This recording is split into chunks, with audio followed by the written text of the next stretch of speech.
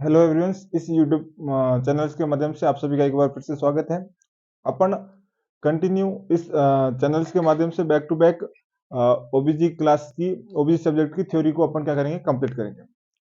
आज का जो अपना फर्स्ट वीडियो है उसके अंदर अपन ओबीजी का इंट्रोडक्शन के बारे में डिस्कस करेंगे। उसके बाद बैक टू बैक सारी डिजीज पोर्शन तथा गायनेकोलॉजी के बारे में अध्ययन करेंगे। आज अपन सबसे पहले इंट्रोडक्शन से पहले कुछ टर्मिनोलॉजी है इस ओबीजी की, इसके बारे में अपन बात करें। मोस्ट कॉमन टर्म आपने सुना होगा, पहले तो थी गायनेकोलॉजी, सेकंड आती है ऑब्स्टेटिक्स एंड थर्ड आती है मिडवाइफ।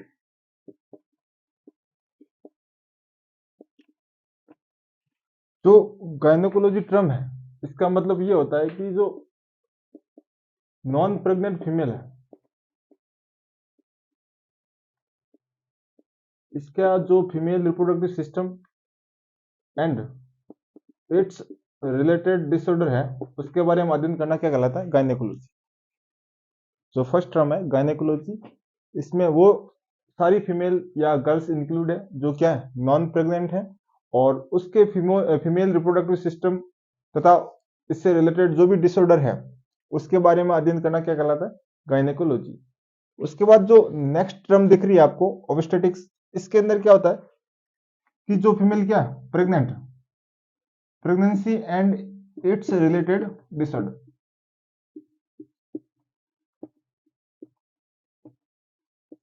यानी जो फीमेल रिप्रोडक्टिव एज के अंदर है और वो क्या होगी, प्रेगनेंसी कंसीव कर ली। जैसे कि आप लोगों को पता है कि जो रिप्रोडक्टिव एज है वो होती है 15 से लेकर 45 ईयर तक, और इस एज के दौरान यदि वो फीमेल क्या हो गई है, प्रेग्नेंट हो गई है, प्रेगनेंसी कंसीव कर ली है, अब इस उसको पूरी प्रेगनेंसी के दौरान यानी 9th मंथ या फिर डिलीवरी के दौरान या फिर आफ्टर 42 डेज जिसको अपन प्यूपेरियम बोलते हैं, इस तीनों टाइम के दौरान यदि कोई डिसऑर्डर होता है या फिर कोई एबनॉर्मलिटी क्रिएट होती है तो वो अपन किसके बारे में, किस साइंस के अंदर अध्ययन करेंगे, ऑब्स्टेटिक्स के अंदर।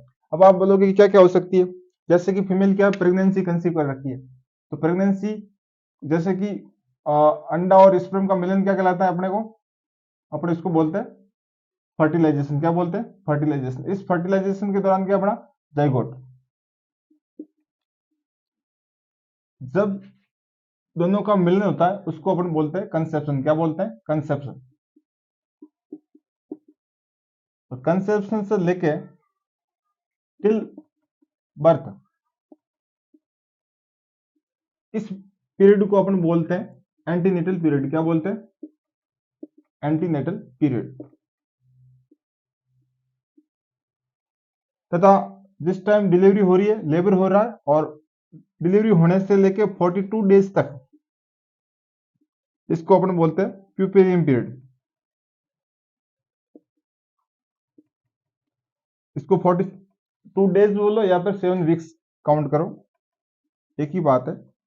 तो जब से कंसेप्शन हुआ है, डिलीवरी हो रही है और 42 डेज आफ्टर यहां तक कोई भी दिक्कत हो रही है वो किस में काउंट होगा, ओवेस्टिटी के अंदर। जैसे कि इस गर्भावस्था के दौरान उसको क्या हो सकता है, एंटीपार्टम हेमरेज हो सकता है, एपीएस हो सकता है। ठीक है, तो ये इसके अंदर अपन क्या करेंगे, काउंट करेंगे। पीपीएस है वो भी किस में काउंट होगा, अपने ओवेस्टिटी के अंदर होगा। और एबॉर्शन हो रहा है तो भी किस में काउंट होगा, इस ओवेस्टिटी के अंदर। तो क्वेश्चन आता है कि मोस्ट कॉमन एबनॉर्मलिटी ओबेसिटी के अंदर कौन सी है, एबॉर्शन। और एबॉर्शन के अंदर आप देखोगे तो ट्राइमेस्टर वाइज चीजें होती है। फर्स्ट ट्राइमेस्टर के अंदर क्या होती है, क्रोमोसोमल एबनॉर्मलिटी, और सेकंड ट्राइमेस्टर में होती है एनाटॉमिकल एबनॉर्मलिटी। उसके बाद अपन बात करते हैं गायनेकोलॉजी। गायनेकोलॉजी के अंदर जो फीमेल रिप्रोडक्टिव रिलेटेड डिसऑर्डर है, जैसे कि मैं बात करूं डिस्मेनोरिया। क्या है, डिस्मेनोरिया। ये जो डिस्मेनोरिया है इसका मतलब ये होता है कि पीरियड्स के दौरान क्या होना, पेन होना, जिसको अपन बोलते हैं डिस्मेनोरिया। और ये मोस्ट कॉमन एबनॉर्मलिटी अपने को देखने को मिलती है इसके अंदर, गायनेकोलॉजी के अंदर। नेक्स्ट अपनी जो टर्म आ रही है जिसका नाम है मिडवाइफ। क्या है, मिडवाइफ। ये जो मिडवाइफ है एक प्रकार का हेल्थ पर्सोनेल है, जो क्या करता है, जो फीमेल क्या हो रखी है, बच्चे को जन्म दे रही है, चाइल्ड को क्या कर रही है, बर्थ जन्म दे रही है, उस टाइम माँ का, मदर तथा न्यूबॉर्न दोनों की केयर करेगा, उसको अपन क्या बोल देंगे, मिडवाइफ। और इसके स्पेशलाइजेशन कोर्स को अपन क्या बोलते हैं, मिडवाइफरी। क्या बोलते हैं, मिडवाइफरी। तो ये तो तीन टर्म थी, एक तो गायनेकोलॉजी, एक था ओबस्टेटिक्स और दूसरा था मिडवाइफ। मिडवाइफ क्या होता है, मिडवाइफ एक हेल्थ पर्सोनल है जो क्या करता है, चाइल्ड बर्थ के दौरान माता तथा बच्चे दोनों का क्या करता है, केयर करता है, उसको अपन बोलते हैं मिडवाइफ। और इसके कोर्स को अपन बोलते हैं मिडवाइफरी। क्या बोलते हैं, मिडवाइफरी। उसके बाद नेक्स्ट टर्म आती है एंड्रोलॉजी, यानी मेल रिप्रोडक्टिव सिस्टम के बारे में अध्ययन करना क्या कहलाता है, एंड्रोलॉजी। नेक्स्ट टर्म है एंड्रोलॉजी।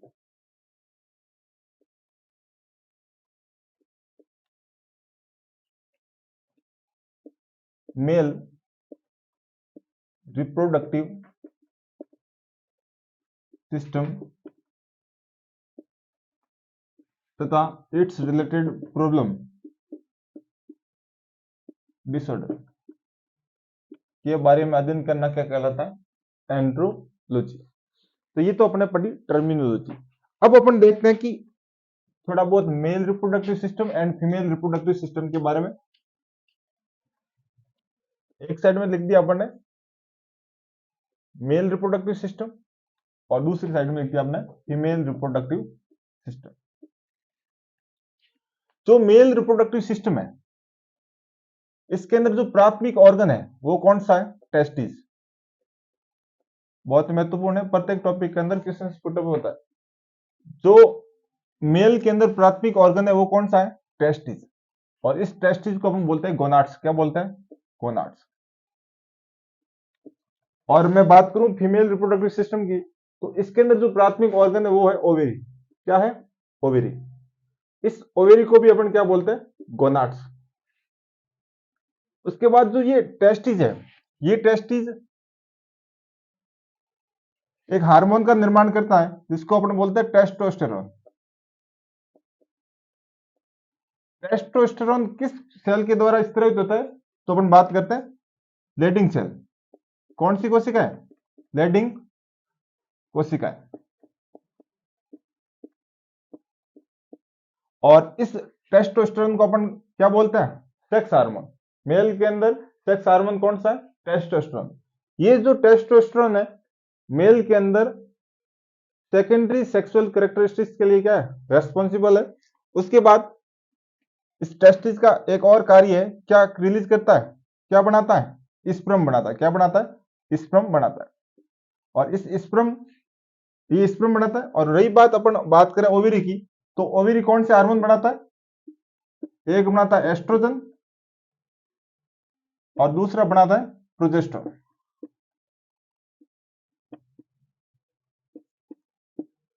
और इनको अपन बोलते हैं सेक्स हार्मोन।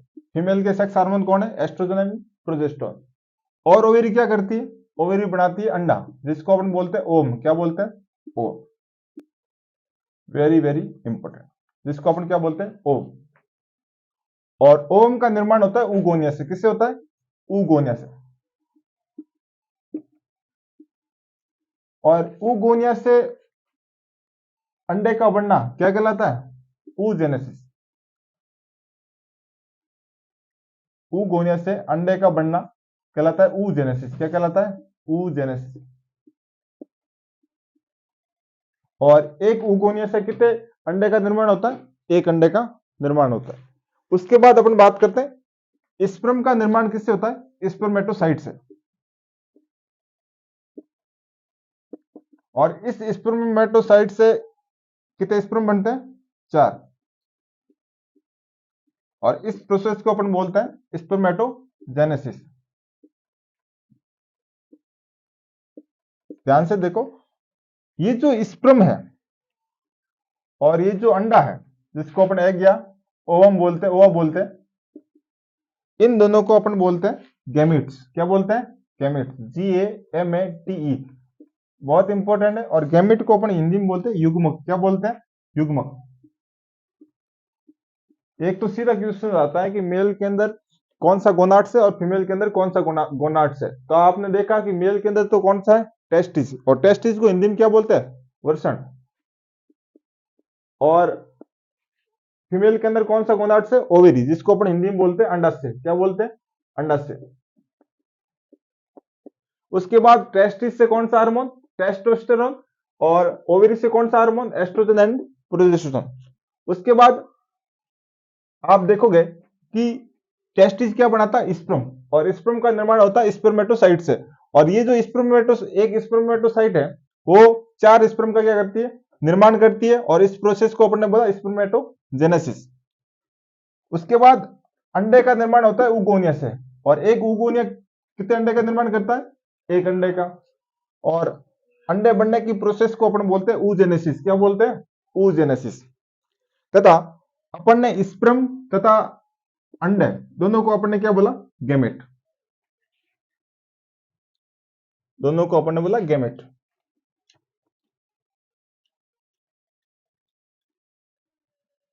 उसके बाद अपन देखेंगे इन दोनों के बारे में डिटेल के अंदर कि स्पर्म और अंडे की क्या लाइफ स्पान होती है, क्या साइज होती है, ये अपन देखेंगे। इधर अपन लिख देते हैं कि क्या स्पर्म। तो स्पर्म है, इसको अपन बोलते हैं शुक्राणु। क्या बोलते हैं? शुक्राणु।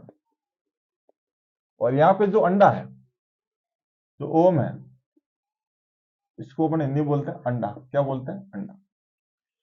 इसका जो साइज होती है स्पर्म की, वो होती है 50 माइक्रोन। 50 माइक्रोन। और अंडे की मैं बात करूं तो इसकी होती है 130 माइक्रोन। और रही बात, मैं फीमेल के अंदर बोलूं कि सबसे बड़ी कोशिका कौन सी है फीमेल के अंदर, या फिर दो क्वेश्चन पुटअप हो रहे हैं कि largest cell in human being, तो कौन सी है? ओम। क्वेश्चन ऐसे आए कि मानव के अंदर सबसे बड़ी कोशिका कौन सी है? तो अंडा। और क्वेश्चन ऐसे आए फीमेल के अंदर ही सबसे बड़ी कोशिका कौन सी? अंडा। ध्यान रखना। और दूसरा क्वेश्चन है स्मॉलेस्ट सेल इन फीमेल। तो स्मॉलेस्ट सेल कौन सी होगी फीमेल के अंदर? प्लेटलेट्स। कौन सी? प्लेटलेट्स। उसके बाद वही बात मेल के अंदर क्वेश्चन आए कि largest cell in male. Mail के अंदर सबसे बड़ी सेल होगी भाई न्यूरॉन। कौन सी होगी? न्यूरॉन। उसके बाद क्वेश्चन आए कि स्मॉलेस्ट सेल इन मेल। तो स्मॉलेस्ट सेल की अपन बात करें तो वो होगी क्या? वो होगी स्पर्म। शुक्राणु मेल के अंदर सबसे स्मॉलेस्ट सेल है। ये आप ध्यान रखना, ये छोटे छोटे क्वेश्चन पुटअप होते हैं।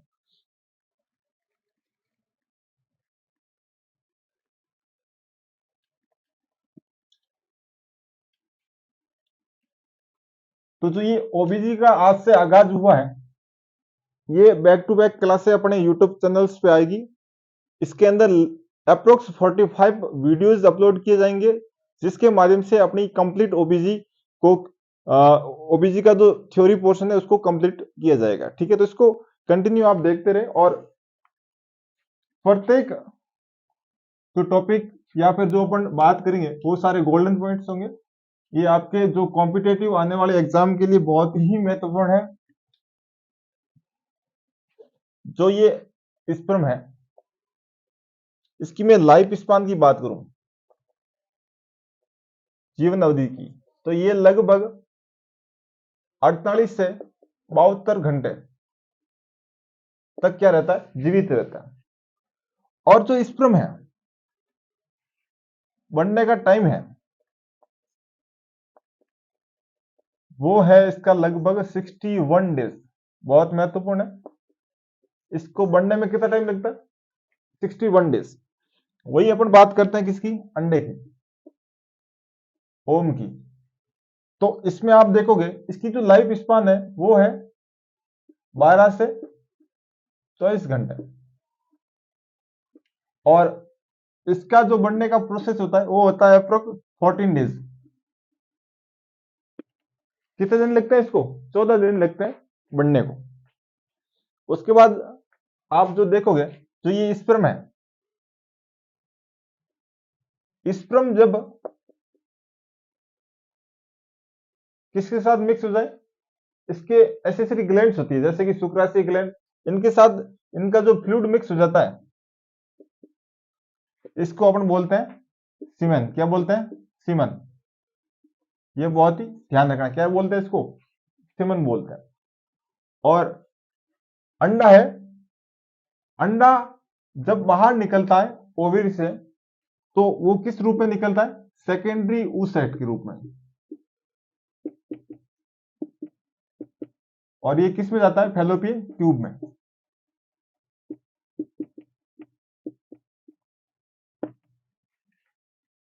सारे पॉइंट्स जो है एक प्रकार से गोल्डन पॉइंट है, इसको आप हल्के में ना लीजिएगा, ये जो काफी महत्वपूर्ण है।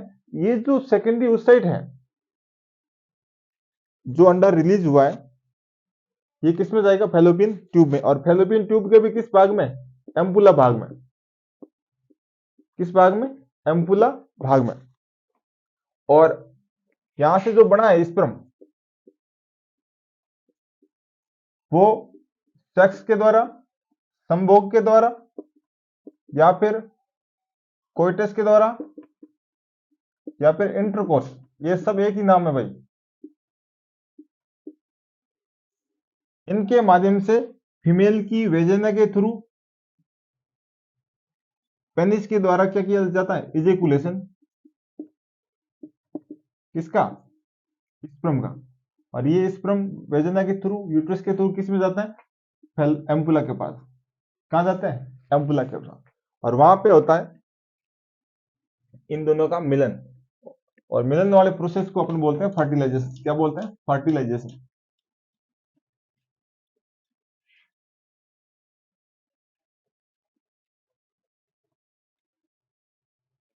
तो जब स्पर्म और जो ओम है, ये पहले तो क्या होता है? अगुणित। क्या होते हैं? अगुणित, जिसके अंदर गुणसूत्र कितने होते हैं? 23। इसके अंदर भी, ये भी क्या था? अगुणित। इसके अंदर भी गुणसूत्र कितने हैं? 23। और अपन अगुणित को बोलते हैं हैप्लॉइड। क्या बोलते हैं? हैप्लॉइड।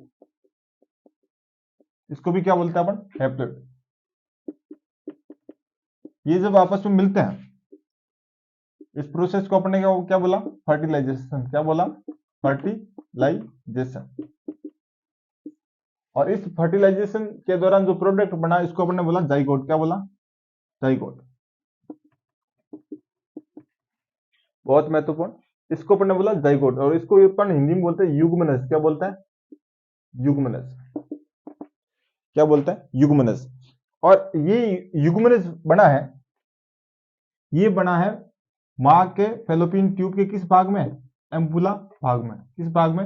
एम्पुला भाग में। और ये 3 से 4 दिन बाद ये किस में आता है? 5वें दिन यूट्रस में आता है। किस में आता है? यूट्रस में। और यूट्रस में आके वहां पे क्या होता है? इम्प्लांट। क्या होता है? इम्प्लांट। और इम्प्लांट होने के बाद वो क्या करता है? ग्रोथ करता है। क्या करता है? ग्रोथ। अब देखो, जो जाइगोट बना है, इसको अपन जाइगोट कब तक बोलेंगे? 0 से 2 वीक्स तक। कब बोलेंगे? 0 से 2 वीक्स तक। तो 3 से 8 वीक्स तक इसको बोलेंगे एम्ब्रियो। क्या बोलेंगे? एम्ब्रियो।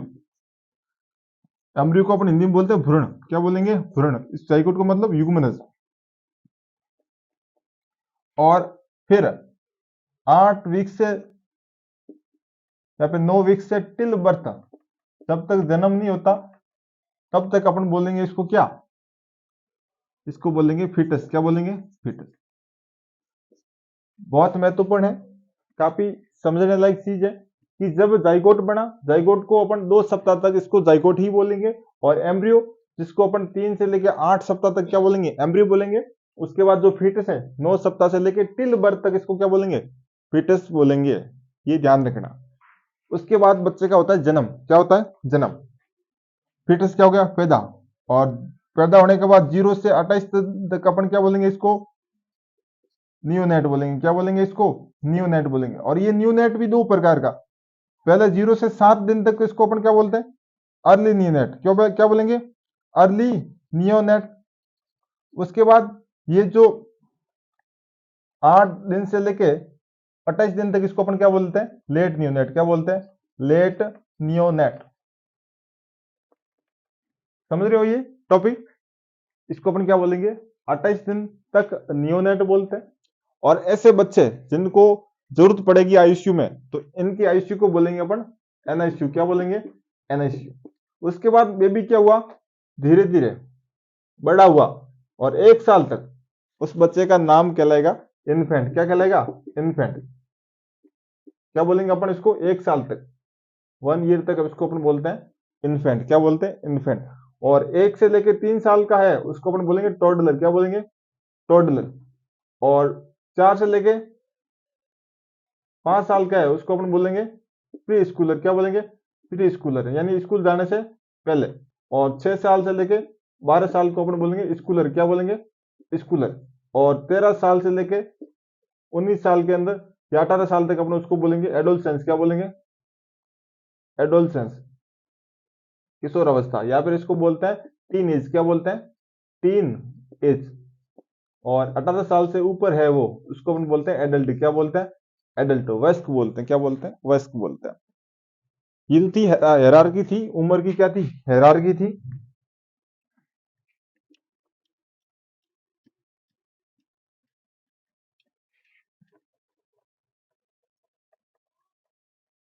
उसके बाद आप देखोगे कि मैंने बोला कि फीमेल क्या हुई? प्रेग्नेंट। जो फीमेल थी, जो मदर थी, वो क्या हो गई थी? प्रेग्नेंस। और प्रेगनेंसी को अपन हिंदी में बोलते हैं गर्भवती, या उसने क्या कर लिया? गर्भधारण। गर्भधारण कर दिया। गर्भधारण का जो टाइम पीरियड था वो था 9 मंथ और कितने दिन? 7 दिन। वापिस देखो, जो प्रेगनेंसी का जो टाइम पीरियड होता है वो कितना कितना होता है? 9 मंथ या फिर 7 दिन ऊपर। और दिन की मैं बात करूं तो कितने दिन का होता है? 280 डेज, 280 दिन का टाइम पीरियड होता है टोटल। उसके बाद यदि मैं वीक्स के अंदर बात करूं तो 37 वीक्स टू 42 वीक्स, ये होता है प्रेगनेंसी का टाइम ड्यूरेशन। मानव के अंदर जब फीमेल प्रेग्नेंट होती है, गर्भधारण करती है, तो उसका बेबी क्या रहता है? अंदर धीरे धीरे बड़ा होता है। और उसका जो टाइम पीरियड होता है, समय अवधि होती है, वो मंथ के अंदर तो होती है 9 मंथ प्लस 7 डेज। और दिन की मैं बात करूं 280 डेज। और सप्ताह की बात करूं 37 टू 42 वीक्स। ये जो प्रेगनेंसी का जो टाइम पीरियड है, गर्भावस्था का जो समय काल है, इसको मैं ट्राइमेस्टर के अंदर डिवाइड करता हूं। क्या करता हूं? ट्राइमेस्टर के अंदर डिवाइड करता हूं।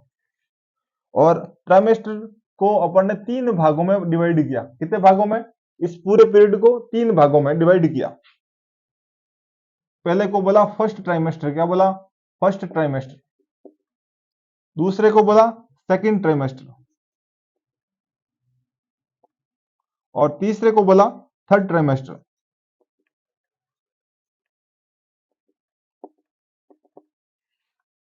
समझो, इस पूरे टाइम पीरियड को अपन ने 3 भागों में डिवाइड किया, जिसको अपन ने क्या बोला? ट्राइमेस्टर। ये फर्स्ट ट्राइमेस्टर, सेकंड ट्राइमेस्टर और थर्ड ट्राइमेस्टर। ये जो फर्स्ट ट्राइमेस्टर होता है, ये होता है 0 से लेके 12 वीक्स तक। बहुत महत्वपूर्ण चीजों को आप थोड़ा एप्रिसिएट कीजिएगा, ठीक है। जो फर्स्ट ट्राइमेस्टर है 0 से 12 सप्ताह तक होता है। उसके बाद 13 से लेके 28 सप्ताह तक क्या कहलाता है? Second trimester. क्या कहलाता है? Second trimester. उसके बाद मैं बात करूं थर्ड ट्राइमेस्टर की, 29 सप्ताह से लेके टिल बर्थ तक, यानी बेबी होने तक जो पीरियड कहलाता है वो कहलाता है थर्ड ट्राइमेस्टर। क्या कहलाता है? Third trimester. अब देखो टाइम पीरियड कौन सा? ये 37 से लेके 42 वीक्स।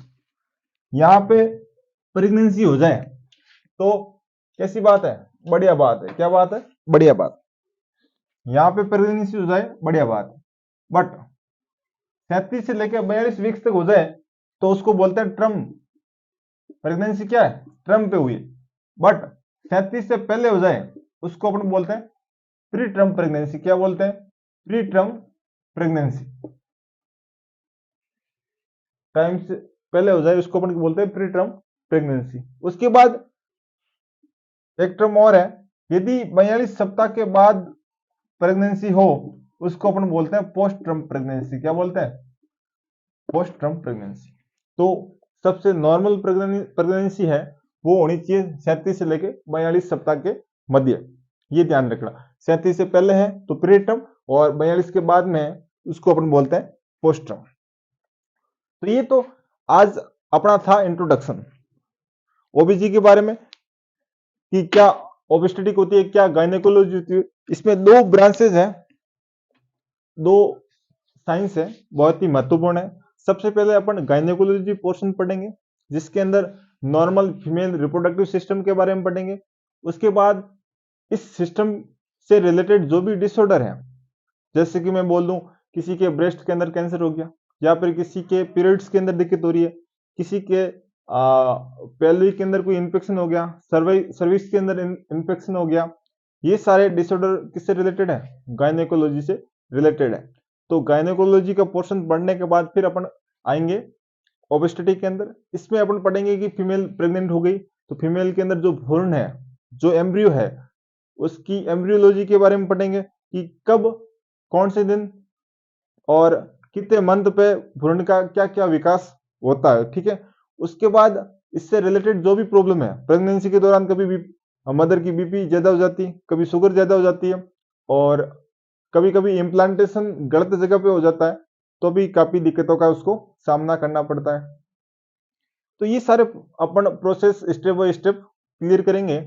तो आप कंटिन्यू हमारे इस वीडियो को देखते रहिए। और ये आज फर्स्ट वीडियो था, इसमें अपन ने ओबीजी के इंट्रोडक्शंस के बारे में पढ़ा। Thank you.